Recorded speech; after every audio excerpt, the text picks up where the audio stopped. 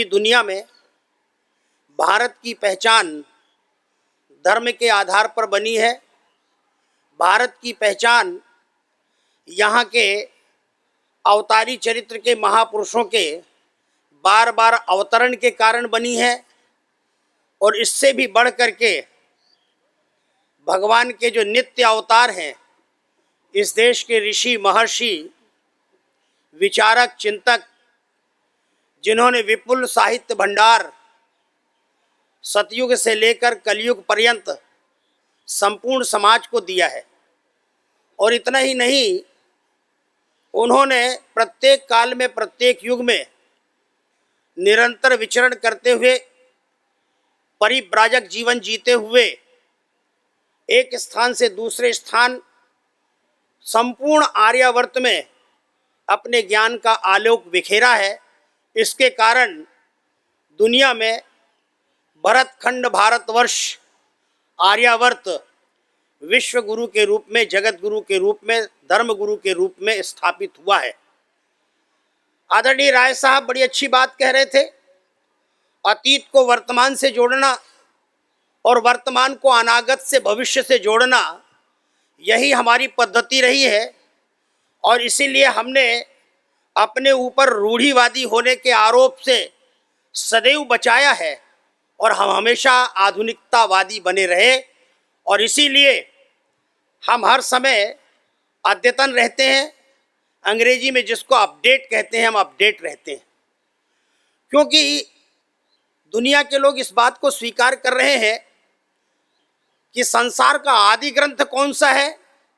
और आज दुनिया के साहित्य मनीषी कहते हैं कि संसार का आदि ग्रंथ ऋग्वेद है। और ऋग्वेद ने ही हमें जीवन जीने की कला दी है। और आज जितना कुछ अन्वेषण के रूप में दुनिया के सामने आ रहा है, उसके मूल में भारतीय ग्रंथ, भारतीय वेद साहित्य ऋग्वेद ही है। आज चाहे हम वैज्ञानिक दृष्टि से जो उपलब्धि कर रहे हैं, या सारी दुनिया में आज हम ग्लोबलाइजेशन के युग में जी रहे हैं, सैटेलाइट के युग में जी रहे हैं, दुनिया का कोने कोने का जो एक दूसरे के पास पहुंच रहा है, उसके मूल में भारत के जो अत्यंत प्राचीन वैज्ञानिक रहे हैं, उस समय अंग्रेजी भाषा नहीं थी। ये 2000 साल पहले जन्म लेने वाली इंग्लिश लैंग्वेज, उसके बाद हम बहुत ज़्यादा उस भाषा के अभ्यस्त हो गए हैं। और इसलिए जब रिसर्च शब्द का हम प्रयोग करते हैं, एक्सपेरिमेंट शब्द का प्रयोग करते हैं, लेबोरेटरीज जैसे शब्द का प्रयोग करते हैं, साइंस और साइंटिस्ट जैसे लोगों का शब्दों का प्रयोग करते हैं, तो ऐसा लगता है कि यही भाषा क्या दुनिया को सिखाने वाली भाषा है। इसके पहले कोई समृद्ध भाषा दुनिया में नहीं थी। मैं उन लोगों से प्रश्न करता हूं कि 2000 वर्ष पहले यदि इंग्लिश नहीं थी, तो क्या इसके पहले कोई एक्सपेरिमेंट्स नहीं होते थे? इसके पहले कोई लेबोरेटरी नहीं होती थी? क्या इसके पहले कोई साइंटिस्ट नहीं होता था? क्या इसके पहले कोई साइंस नहीं होती थी? इसलिए मैं बड़ी विनम्रतापूर्वक स्वदेश और विदेश में जहाँ कहीं मुझे अवसर मिलता है बोलने का, मैं ये प्रश्न बड़ी बेबाकी के साथ रखता हूँ। आज के वैज्ञानिक जब ये कह रहे हैं कि हम उस भगवान की खोज में हैं, उस ईश्वर की खोज में हैं, उस परमात्मा की खोज में हैं, उस परम सत्ता की खोज में हैं, जिसके कारण ये चित्र विचित्रात्मक दुनिया हमको दिखाई पड़ रही है, दुनिया अस्तित्व में है, मुझे बड़ी हंसी आती है जब वैज्ञानिक अपने निष्कर्ष को इस भाषा में कहते हैं कि हमने तो ब्रह्मांड में एक छोटा सा पार्टिकल ढूंढ लिया है, जिसको उन्होंने नाम दिया गॉड पार्टिकल। मुझे हंसी आती है कि आप अपने रिसर्च के बाद अंतिम निष्कर्ष में और अंतिम परिणाम में एक छोटा सा परमाणु जो सुई की नोक के बराबर है, वैसे तो हमारा दार्शनिक चिंतन कहता है परमाणु अतीन्द्रिय है, उसका साक्षात्कार होता नहीं, परंतु अगर जिसका आप साक्षात्कार करते हैं और उससे आप परमाणु कहते हैं, और अगर उसे खोज करके आप कहते हैं यही गॉड पार्टिकल है, तो हम अपने अतीत को भी स्मरण करते हैं कि 4 वर्ष के ध्रुव ने नारद का उपदेश प्राप्त करने के बाद 100% गॉड को प्रकट किया है।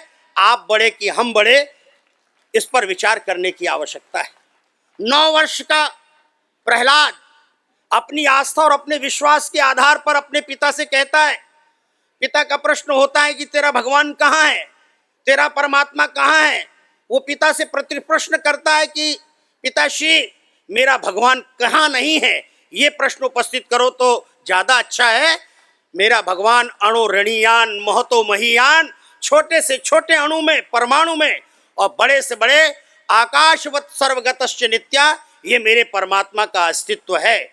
और वही परमात्मा जब अयोध्या की धरती पर सरयू के तट पर जन्म लेता है तो वही रामलला होता है, वही रामभद्र होता है, वही रामचंद्र होता है, वही राघव होता है, और वही अयोध्या पर्व का केंद्र बिंदु होता है, सारी दुनिया को आलोकित करने वाला, सारी दुनिया को अपने प्रकाश से प्रकाशित करने वाला। इसलिए उस राम के कारण ये भारतवर्ष पूरी दुनिया में जाना जाता है। कृष्ण के कारण भारतवर्ष सारी दुनिया में जाना जाता है। मुझे नहीं मालूम कि किस किस स्तर के लोग यहाँ बैठे होंगे। मैं विश्वास पूर्वक कह सकता हूँ कि अयोध्या न्यास की पहल पर, अयोध्या के इस पर्व पर हर प्रकार के, हर विधाओं के जानकार लोग बैठे होंगे।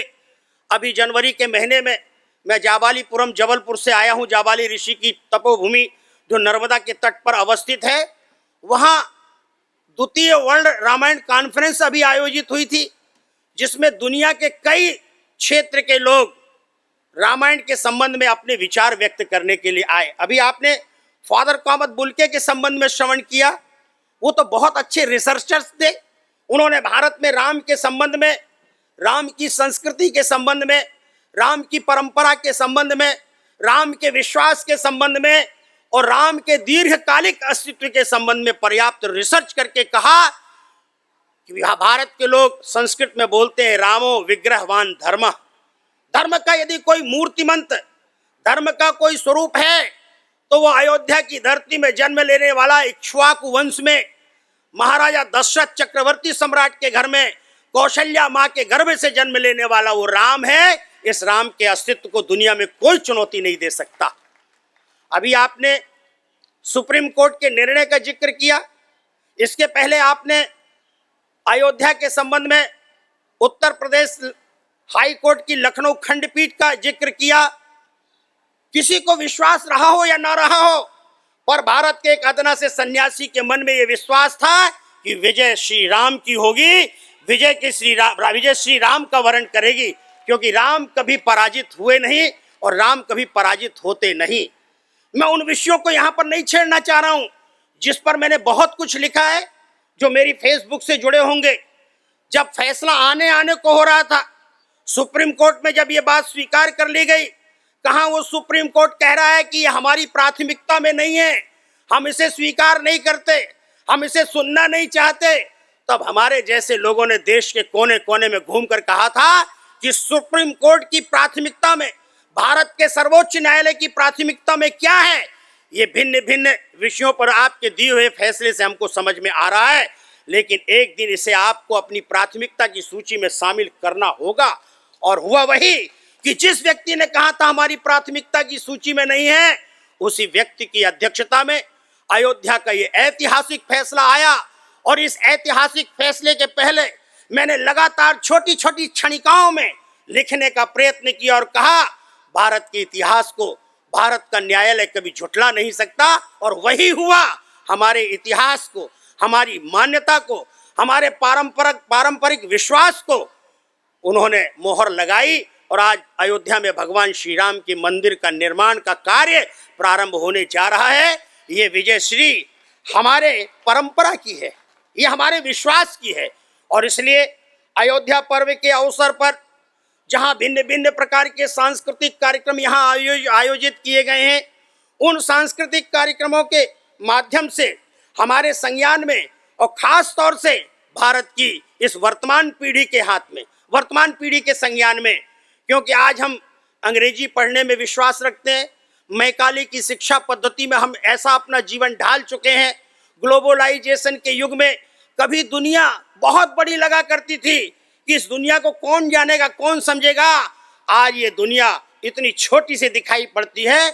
ये जो छोटा सा इवेंट है, आपने जैसे इवेंट कहा है, ये इवेंट केवल दिल्ली में सिमट कर रहने वाला इवेंट नहीं है। आप सबके पास मोबाइल है, आप मोबाइल से जो यहाँ विचार व्यक्त किए जा रहे हैं, जो दृश्य आप देख रहे हैं, इसको 2 मिनट के क्लिक में आप दुनिया के कोने कोने में पहुंचा सकते हैं। और इसलिए मैं बड़ी विनम्रता पूर्वक कहना चाहूंगा, दुनिया का हमारे यहाँ सब कुछ आ जाए, हम उसकी नकल करना प्रारंभ कर दें, लेकिन क्या हमारे पास दुनिया को देने के लिए कुछ कम है? इसलिए हम भी अपने देश का जो श्रेष्ठ है, अपने देश का जो महत्वपूर्ण है, जो हमारे लिए नहीं बल्कि दुनिया के लिए महत्वपूर्ण है, उसको पहुंचाने का हम निरंतर प्रयत्न करें, क्योंकि पूरी दुनिया हमारी ओर देख रही है। और ये बात मैं अपने पूरे विश्वास के साथ कहता हूं। जब मुझे 7 समुंदर पार करके 4 बार परिक्रमा करने का अवसर मिला, जब वहां के यूनिवर्सिटी के प्रोफेसर्स के साथ, वहां के पढ़ने वाले छात्रों के साथ बैठने का अवसर मिला, जहां केवल भारत के ही बालक नहीं मिलते हैं, जहां दुनिया के कोने कोने के बालक मिलते हैं, वो जानना चाहते हैं भारतवर्ष की विशेषताओं को, और उस विशेषताओं को रेखांकित करने के लिए ये अयोध्या पर्व, अयोध्या न्यास के माध्यम से आयोजित किया जाने वाला, ये दुनिया के लिए अमर पाथे देने वाला सिद्ध हो सकता है, ऐसा मेरे मन का विश्वास कह रहा है। मैंने पौराणिक ग्रंथों का अध्ययन किया है। जो लोग कहते हैं आर्यावर्त बहुत छोटा था, मैं ऐसा मानता हूं कि सारी दुनिया आर्यावर्त के अंतर्गत थी। इसलिए भगवान श्री राम को हमने चक्रवर्ती सम्राट के रूप में देखा है, और चक्रवर्ती सम्राट ने सारी दुनिया को अपने कर्तव्यों से प्रभावित किया है। भगवान श्री राम को सूचना मिलती है, कल स्नान करके आ जाना सवेरे 4 बजे मंगल वेला में, और ये सूचना देने वाले और कोई नहीं, उनके गुरुदेव वशिष्ठ जी सूचना दे रहे हैं, राम कल तुम्हारा राज्याभिषेक होगा। राम के मन में क्षोभ उत्पन्न होता है। ये सामान्य सी सूचना देने के लिए कोई प्रतिहारी भी तो आ सकता है हमारे पास। पूज्य गुरुदेव के मन में इतना विश्वास, पूज्य गुरुदेव के मन में इतना इतना इतना आनंद कि वो स्वयं मुझे निशीत बेला में सूचना देने के लिए आए हैं। भगवान श्री राम ने आकाश की ओर देखा, निशीत बेला में आकाश की ओर देखा, आकाश में देवता तैयारी कर रहे हैं, कल भगवान का राज्याभिषेक होगा और हम पुष्प वर्षा करेंगे, क्योंकि वो त्रिलोकी नाथ हैं, वो अनंत कोटि ब्रह्मांड नायक हैं। कल उनका अयोध्या की धरती पर राज्याभिषेक होने वाला है, और इसलिए सरस्वती ताल दे रही है, सरस्वती स्वर दे रही है, सरस्वती अनुशासन दे रही है, इंद्र व्यवस्था का संचालन कर रहे हैं। लेकिन भगवान श्री राम के मन में एक क्षोभ है, क्या मुझे अयोध्या की 4 दीवारी के अंदर बंद किया जा रहा है? अरे अयोध्या की 4 दीवारी के अंदर मुझसे पूर्व इस कुल में मेरे जितने पूर्वज हुए हैं, वे सब अयोध्या की 4 दीवारी के अंदर थे। वो समाज का आदर्श बने, समाज के मंगल का कारण बने, पूरी पृथ्वी को व्यवस्थित करने के लिए मेरे पूर्वजों ने अपना पुरुषार्थ प्रकट किया है। यदि इतना ही करना मेरे लिए अभीष्ट था, तो इस धरती पर मैं अवतरित होकर क्यों आया हूं? और ऊपर देखा, सरस्वती का ध्यान आकर्षित किया। सरस्वती ने कहा, प्रभु क्या कहना चाहते हो? बोले, तू तो स्वर दे रही थी देवताओं को, ताल दे रही थी देवताओं को। रामचरितमानस उठाकर देखो, जय जय सुर नायक जन सुखदायक प्रणत पाल भगवंता, गोद्विज हितकारी जय असुरारी सिंधु सुता प्रिय कंता। इस प्रकार का स्वर दे करके क्या इसी दिन के लिए तू इस धरती पर मुझे बुलाना चाह रही थी? सरस्वती ने कहा, प्रभु मैं समझ नहीं पाई, आप कहना क्या चाहते हैं? उस देवराज इंद्र का ध्यान आकर्षित कर मेरी ओर। और जैसे ही सरस्वती ने इशारा किया, देखो प्रभु कुछ कह रहे हैं। प्रभु ने कहा, इंद्र क्या कर रहे हो? इंद्र ने कहा, मैं आपके कल के राज्याभिषेक की तैयारी पूरी व्यवस्था कर रहा हूं। हम आपका अभिषेक स्वर्ग के देवता करेंगे। हमें अपार खुशी है कि धरती पर जा करके आप एक अच्छे राज्य की स्थापना करेंगे, आदर्श राज्य की स्थापना करेंगे। भगवान श्री राम ने इंद्र को डांटा और कहा, यह आयोजन स्थगित होना चाहिए। मुझे अभीष्ट नहीं है कि अयोध्या की 4 दीवारी के अंदर बंद हूं। और सरस्वती से कहा, आ नीचे उतर के आ अयोध्या में, देख अयोध्या में कौन सी लूप होल्स है, जा ढूंढ और उनकी बुद्धि को प्रभावित कर। सरस्वती उतर कर नीचे आती है। महाराजा दशरथ के महल में केकई केकई केकई, बोले महाराजा दशरथ की कमजोरी केकई है।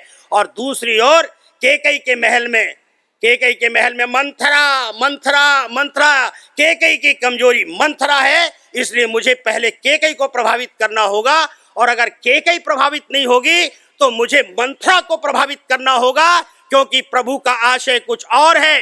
दुरादर्श रावण केवल अयोध्या की चहारदीवारी पर राम राजा बन जाएंगे, दुरादर्श रावण का अंत नहीं होगा।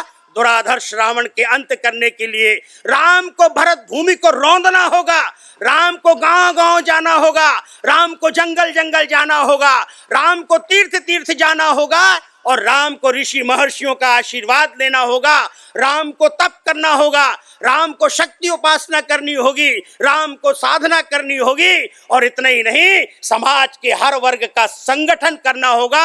ये राम है, और ये राम की लगाई हुई शक्ति है जो समाज में आज तक व्याप्त है। इसलिए राम को हम साधारण व्यक्ति नहीं मानते, राम को केवल अयोध्या का महापुरुष नहीं मानते।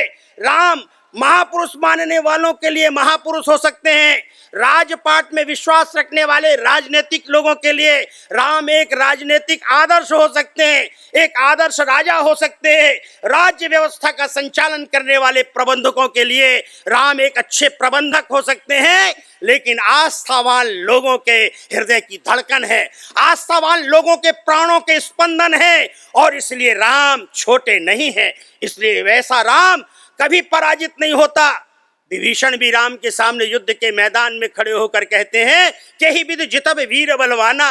अरे आपके पास तो रथ भी नहीं है, आपके पदत्राण भी नहीं है, यहाँ तक कि तपस्वी होने के नाते आपकी काया जीर्ण शीर्ण है, इसलिए कही विद जितब वीर बलवाना। भगवान श्री राम कहते हैं ये दुराधर्ष रावण रथ के ऊपर आरूढ़ है, ये दुरादर्श रावण के पास अस्त्र शस्त्र सुसज्जित दिखाई पड़ रहे हैं, इसकी सेना दिखाई पड़ रही है, सैन्य बल इसके पास है, लेकिन विभीषण मेरा आत्मविश्वास कहता है ये पराजित होगा, ये जीतने वाला नहीं है, इसलिए कि मैं संसार को आनंदित करने वाला, संसार को हंसाने वाला राम हूं, और ये संसार को रुलाने वाला दुराधर्ष रावण है। जो संसार को रुलाने वाला होता है उसका अंत होता है। और उसके बाद गोस्वामी तुलसीदास की रामचरितमानस उठाकर देखिए, रामचरितमानस में गोस्वामी तुलसीदास जी ने बड़े अच्छे ढंग से एक विजय रथ, एक राम रथ का निर्माण किया है, और कहा है ये रथ कोई और है, जही जय होई सो स्यंदन आना। जिस रथ पर आरूढ़ होकर के जय होती है, विजय वर्ण करती है, वो रथ ये रथ नहीं है। ये रथ तो चरमरा जाएगा, ये रथ तो टूट जाएगा, इस रथ पर खड़ा हुआ रथी वो धराशायी हो जाएगा। लेकिन मैं जिस रथ पर हूं वह अदृश्य रथ है, वह अशरीरी रथ है, वो दिखाई नहीं पड़ता। और भगवान श्री राम ने उस रथ का विभीषण के सामने जो वर्णन किया, और अंत में कहा अरे एक और शत्रु है, ये तो सामने हाड़ मांस चाम का शत्रु खड़ा हुआ है, लेकिन महा अजय संसार रिपु जीत सके सो वीर, जाके असरत होई दृढ़ सुनऊ सखा मत धीर। सौरज धीरज तेहि रच चाका, सत्यशील दृढ़ ध्वजा पताका, बल विवेक दम परहित घोरे, क्षमा कृपा समता रज जोरे, ईस भजन सारथी सुजाना, विरति चर्म संतोष कृपाणा, दान परसु बुद्धि शक्ति प्रचंडा, वर विज्ञान कठिन को दंडा, अमल अचन मन त्रोण समाना, समझम नियम सिली मुख नाना। कहने का अभिप्राय यह है कि यदि हम अयोध्या पर्व के 2 कदम आगे बढ़े हैं, पहली आवृत्ति, पहली स्थापना, उसके बाद ये दूसरी आवृत्ति, और मैं समझता हूं इसके बाद आवृत्ति पे आवृत्ति होंगी, और उन आवृत्तियों में हम पूरे विश्व को एक संदेश देना चाहते हैं। आज विश्व आतंकवाद की चुनौती से जूझ रहा है, अनेक प्रकार के अनर्गल प्रलाप हो रहे हैं, लोगों के मन में भ्रम, लोगों के मन में संशय, लोगों के मन में विपरीत ज्ञान, लोगों के मन में विपरीत धारणा, और इसके बाद हम अंग्रेजी पढ़ के कहते हैं हम तो न्यू कंसेप्ट की ओर आगे बढ़ रहे हैं, नूतन अवधारणा के साथ। लेकिन मैं भारतवर्ष के लोगों को कहना चाहूंगा कि हम नूतन अवधारणा का सम्मान तो करें, लेकिन हमारी जो ओल्ड कंसेप्ट है, जो ऋषि प्रणीत संस्कृति है, जो ऋषि प्रणीत परंपरा है, उस परंपरा को नष्ट ना होने दें। हमारे भारतीय जीवन मूल्य धूल दूषित ना हो जाएं, इसकी हमें चिंता करने की आवश्यकता है। और उसके लिए ये अयोध्या पर्व भले ही भारतवर्ष की राजधानी में मनाया जा रहा हो, लेकिन इस पर्व को इसके पर फैलाने की आवश्यकता है। ये देश के सभी अंचलों में, देश के सभी प्रांतों में, देश के सभी क्षेत्रों में, देश के सभी जनपदों में, देश के 5,75,000 गांवों तक इसकी अनुगूंज फैलाने की आवश्यकता है। तब हमें हमारा जो अभीष्ट है, जो वर्तमान में अनुकूलताएं दिखाई पड़ रही हैं, जिसमें न्यायालय भी मोहर लगा रहा है, जिसमें समाज भी जागृत हो रहा है, जिसमें साहित्यकार भी तरह तरह के अपने उद्गार व्यक्त कर रहे हैं। और जब मैं कथाएं सुनाता हूं, जब मैं कहानियां सुनाता हूं, तब मेरे संज्ञान में एक बात होती है। अगर मेरे संज्ञान में है तो आपके संज्ञान में भी होनी चाहिए। रामायण शतकोटि अपारा। रामायण एक नहीं है। राम का यशोगान करने वाला साहित्य केवल गोस्वामी तुलसीदास जी महाराज का साहित्य नहीं है, केवल वाल्मीकि ये रामायण नहीं है। इसमें अध्यात्म रामायण है। और कवि चक्रवर्ती कवि कम्मन, जो दक्षिण भारत में हुए तमिलनाडु में, उन्होंने गोस्वामी तुलसीदास जी के पहले रामचरित्र लिखा है तमिल भाषा में। उन्होंने भी गोस्वामी तुलसीदास जी के संबंध में कहा जाता है कि जब तमिल की रामायण जब काशी में होती थी, गोस्वामी तुलसीदास जी महाराज उस रामायण को श्रवण करने जाते थे और उस रामायण से प्रेरणा लेकर के, आदि कवि वाल्मीकि की रामायण से प्रेरणा लेकर के, और जब गोस्वामी तुलसीदास जी महाराज रामचरितमानस लिखते हैं, उसके मंगलाचरण में लिखते हैं, उसमें लिखते हैं स्वांतः सुखाय तुलसी रघुनाथ गाथा भाषा निबद्ध मति मंजुल मात नोती। मैं स्वांतः सुखाय, अपने इष्ट को, अपने आराध्य को प्रसन्न करने के लिए मैं उनके गुणानुवाद का कथन करने जा रहा हूं। और अवधी भाषा में, कुछ ब्रज मिश्रित अवधी भाषा में मैं रामचरितमानस लिखने जा रहा हूं। गोस्वामी तुलसीदास जी के राम और महर्षि वाल्मीकि के राम में मौलिक अंतर है। महर्षि वाल्मीकि नारद से प्रेरणा लेते हैं कि मनुष्यों के सामने, संसार के मनुष्यों के सामने कोई आदर्श हो सकता है तो आप मेरा ध्यान आकर्षण करिए। और नारद जी कहते हैं इक्ष्वाकु कुल में जन्म लेने वाले अनेक राजा महाराजा हुए, अनेक तपस्वी हुए हैं। उस कुल में वर्तमान में अयोध्या में महाराजा दशरथ हैं, जो चक्रवर्ती सम्राट हैं। उनकी 3 रानियां हैं। उनमें जो बड़ी रानी है, महारानी है, जिनको राजमाता का दर्जा मिला है, वो राजमाता, उनका पहला पुत्र जिसका नाम है रामभद्र, वो रामभद्र संसार का आदर्श है। और उस आदर्श को वाल्मीकि के हृदय में स्थापित करने वाले नारद जी ने ऐसा स्थापित कर दिया कि उन्होंने कविता लिखना प्रारंभ किया और कविता में रामायण लिखी।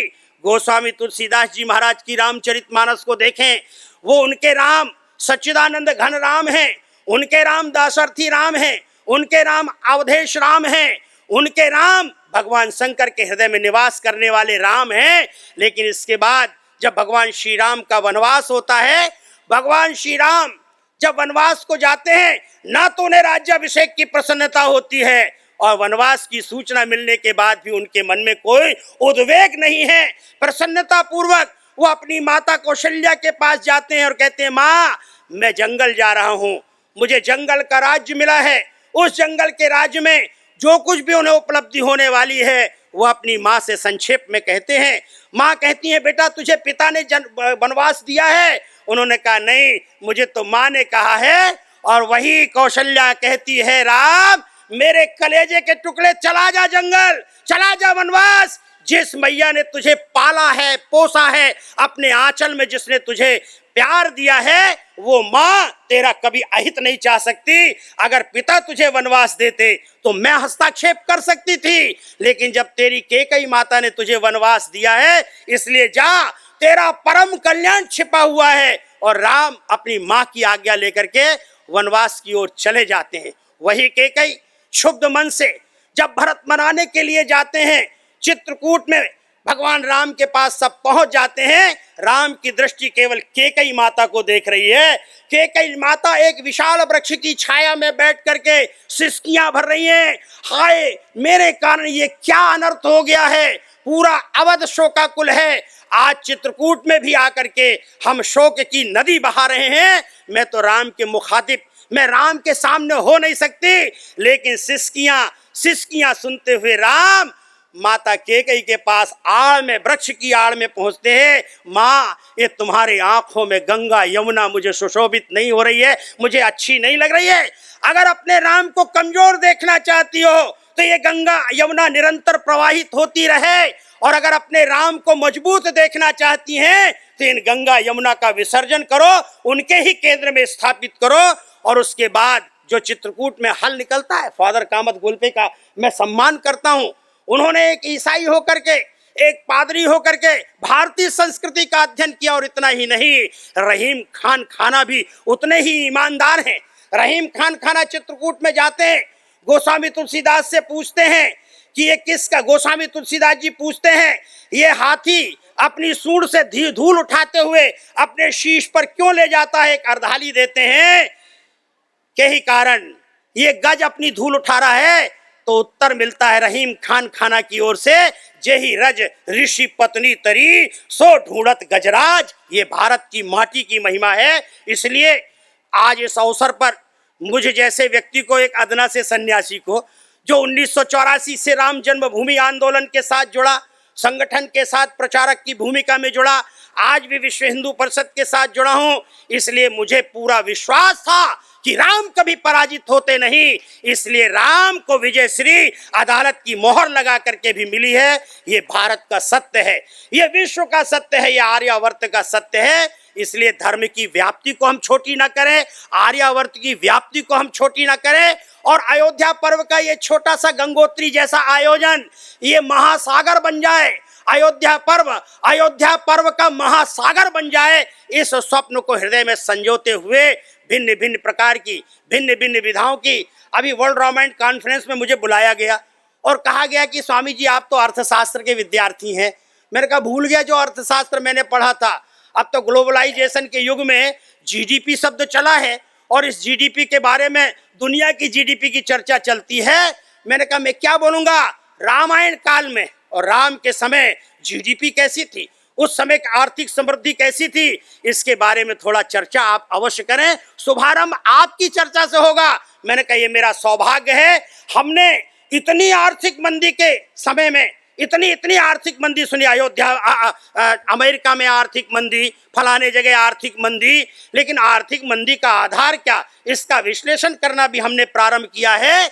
लेकिन भारत में हमने राम राज्य में कभी आर्थिक मंदी नहीं सुनी। राम राज्य समृद्धि के शिखर पर था, और इसलिए आज भी हम कह सकते हैं कि राम के नाम पर हमारी आर्थिक समृद्धि दौड़ कर आती है।